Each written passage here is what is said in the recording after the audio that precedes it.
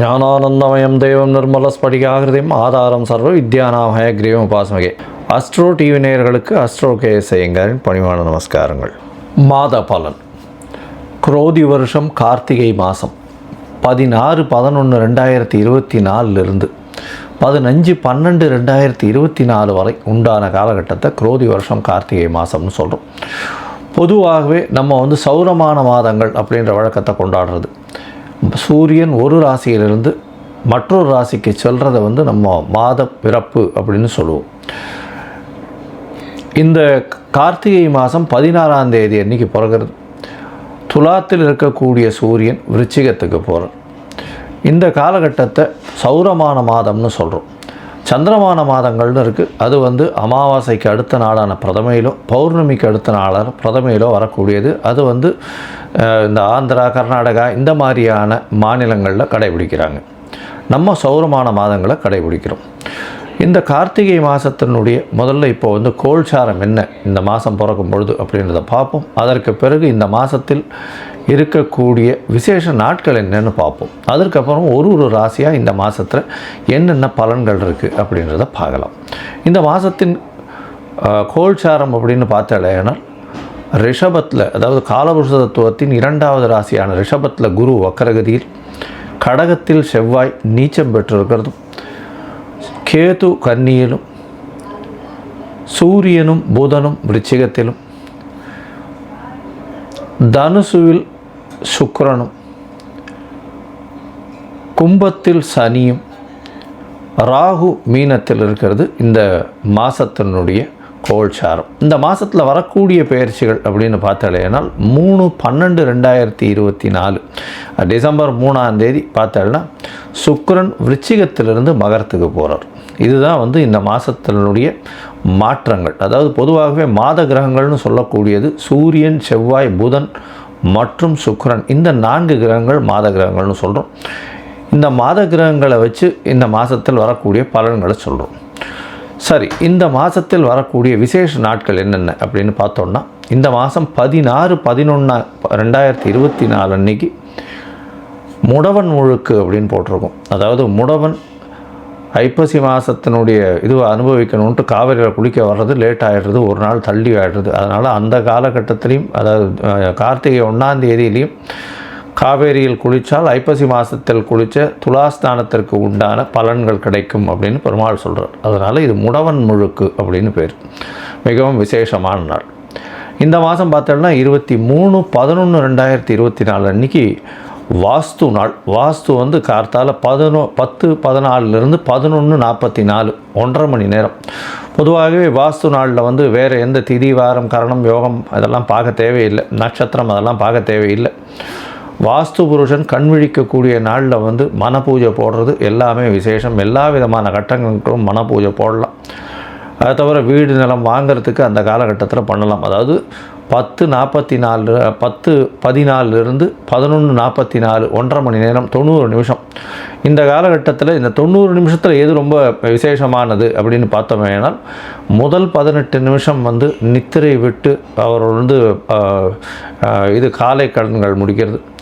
அடுத்த 18 நிமிஷம் அவர் குளிக்கிறது, நீராடுவது. 3வது 18 நிமிஷம் கடவுளுக்கு பூஜை செய்வது.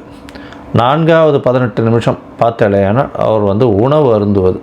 5வது 18 நிமிஷம் அதாவது தாம்பூலம் தரிப்பது. இந்த உணவு அருந்து காலத்திலும் தாம்பூலம் தரிக்கும் காலமான கடைசி 36 நிமிஷத்தில் எந்த ஒரு விஷயமும், வீட்டின் மனை கோலிடுதல், வீட்டின் மனை பூஜை போடுதல், அதாவது மேலே கன்ஸ்ட்ரக்ஷன் பண்ணுறது, அதாவது ஏற்கனவே வீடு இருக்குது, வீட்டுக்கு மேலே ஃபர்தர் கன்ஸ்ட்ரக்ஷன் பண்ணுறது, இந்த மாதிரியான விஷயங்கள் பண்ணுறதன் மூலியமாக நிச்சயமாக அந்த காரியங்கள் தடையில்லாமல் நடக்கும். இந்த காலத்துக்கு நாள் நட்சத்திரம் பார்க்க தேவையில்லை. எந்த ஒரு அதாவது ராகு காலம், யமகண்டம் எந்த ஒரு விஷயமும் பார்க்க தேவையில்லை. வாஸ்து புருஷன் கண்விழிக்கும் நேரத்தில் பண்ணக்கூடியது நிச்சயமாக நடைபெறும்.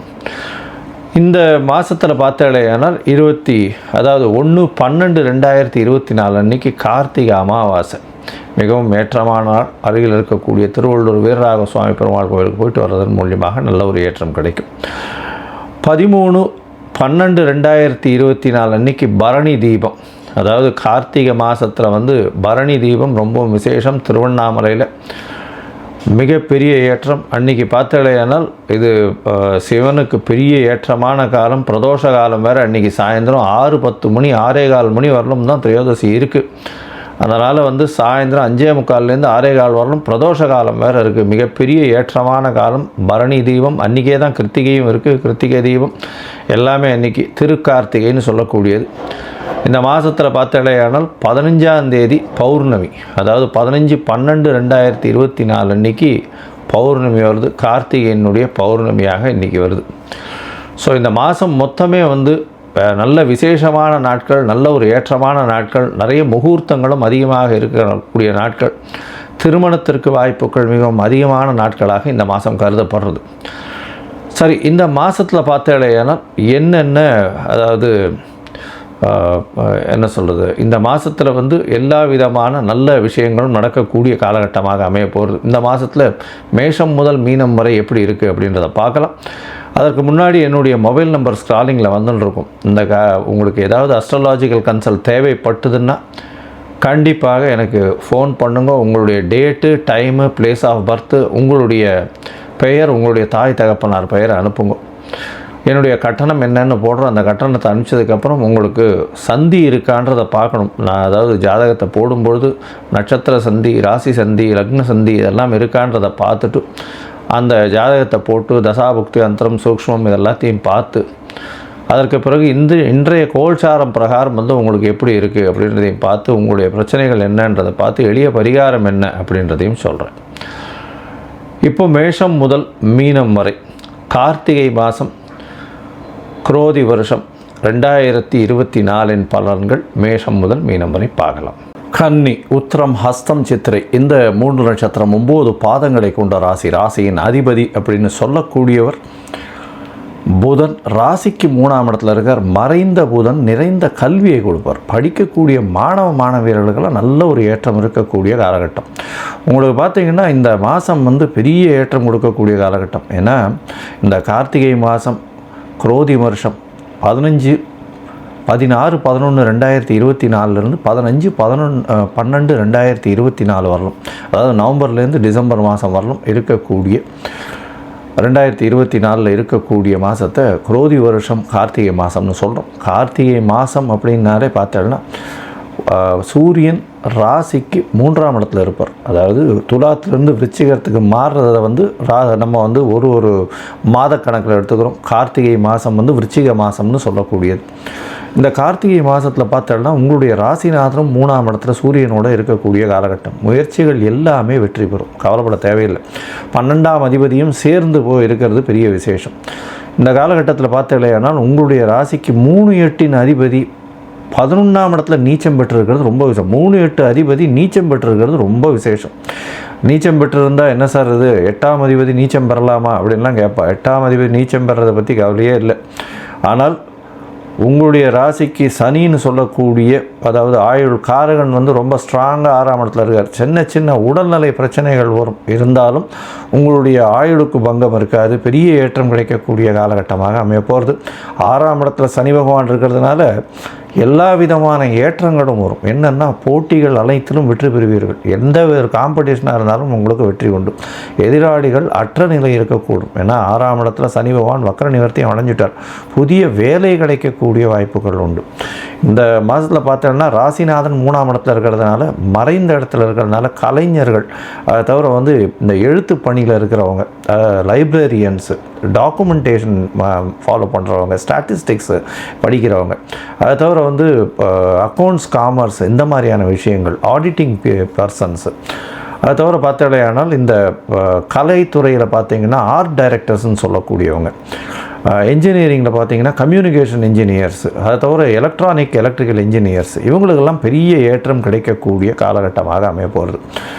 இந்த மாதத்தில் பார்த்தடையானால் உங்களுடைய ராசிக்கு 4ஆம் இடத்துல சுக்கிரன், நல்ல ஒரு ஏற்றம். திக்பலம் பெற்றிருக்கிறது பெரிய விசேஷம். ஆட்சி பலத்திற்கு சமம். அவரே உங்களுடைய ராசிக்கு 9ஆம் அதிபதி, 2-9 அதிபதினு சொல்லக்கூடியவர் சுக்கிரன். அவர் திக்பலம் பெறுறது பெரிய விசேஷம். இதன் மூலியமாக பணவரவிற்கு பஞ்சம் இருக்காது. எங்கே எடுத்தாலும் எதை தொட்டாலும் உங்களுக்கு பணம் வந்தே தீரும். இவ்வளவு நாளாக பணமுடை கிட்டத்தட்ட இந்த கன்னியா ராசிக்காரர்களுக்கு ஒரு 5-6 வருஷத்துக்கு மேலே பின்னடைவு இருந்துகிட்டே இருந்திருக்கு. இந்த காலகட்டத்தில் பார்த்தீங்கன்னா உங்களுக்கு நல்ல ஒரு ஏற்றம் கிடைக்கும், புதிய வேலை கிடைக்கும், இப்போ செய்யக்கூடிய தொழிலில் பெரிய ஏற்றங்கள் கிடைக்கக்கூடிய காலகட்டம். முயற்சிகள் மூலியமாக புதிய வேலையில் புதிய தொழிலில் நல்ல ஒரு ஏற்றம் இருக்கும். வெளிநாடு வெளியூர் போகக்கூடிய பாக்கியம் உண்டு. வெளிநாடு வெளியூர் மூலியமாக என்ன சொல்கிறது, உங்களுடைய பதவி அந்தஸ்து கௌரவம் இதெல்லாம் வெளிப்படக்கூடிய வாய்ப்புகள் உண்டு. இவ்வளவு நாளாக கஷ்டப்பட்டதுக்கு பெரிய ரெமெடின்னு சொல்லலாம். பெரிய ஏற்றங்கள் கிடைக்கக்கூடிய மாதமாக இந்த மாதம் அமைய போகிறது. ராசியிலேயே கேது பகவான் இருக்கிறதும் உங்களுக்கு சற்று உடல்நிலையில் பிரச்சனை வரும். கொஞ்சம் ஜாகிரதையாக இருக்கிறது நல்லது. ஏன்னா 8ஆம் அதிபதியும் 11ஆம் இடத்துல இருக்கார். ராசியிலேயே கேது பகவான் இருக்கார். குரு வக்கரகதியில் பார்க்குறாரு. அதனால் அந்த அளவுக்கு உடல்நிலையில் ஜாகிரதையாக இருக்கும். தேவையற்ற பழக்க வழக்கங்களை குறைச்சிக்கோங்க. ரொம்ப ஜாகிரதையாக இருக்கிறது நல்லது. எல்லா விதத்திலையும் உங்களுக்கு ஏற்றமான காலம். படிக்கக்கூடிய மாணவர்களுக்கு நல்ல ஒரு ஏற்றம் கிடைக்கக்கூடிய காலகட்டம். போட்டித் தேர்வில் வெற்றி பெறக்கூடிய வாய்ப்புகள் உண்டு. 4-9 பரிவர்த்தனை மூலியமாக வெளிநாடு போய் படிக்கக்கூடிய வாய்ப்புகள் மிகவும் அதிகம். இதன் மூலியமாக வெளிநாட்டில் அதாவது நீங்கள் நினச்ச காலேஜ் நிச்சயமாக கிடைக்கக்கூடிய வாய்ப்புகள் உண்டு. வேலை செய்பவர்களுக்கு புதிய வேலை கிடைக்கும். வேலையில் ஒரு இன்க்ரிமெண்ட் கிடைக்கும். உங்களுக்கு பொசிஷன் அதிகமாகும். ப்ரமோஷன் கிடைக்கக்கூடிய வாய்ப்புகள். ஏன்னா 6ஆம் இடத்துல சனி பகவான் இருக்கிறது பெரிய விசேஷம். 9ஆம் இட பரிவர்த்தனையும் நல்ல ஒரு ஏற்றம். பண வரவிற்கு பஞ்சம் இருக்காது. தொழிலில் அபரிமிதமான ஏற்றம். தாயின் உடல்நிலையில் நல்ல ஒரு ஏற்றம் இருக்கும். தந்தையின் உடல்நிலையில் சீரான ஒரு விஷயம் இருக்கக்கூடிய காலகட்டமாக அமையப்படுறது.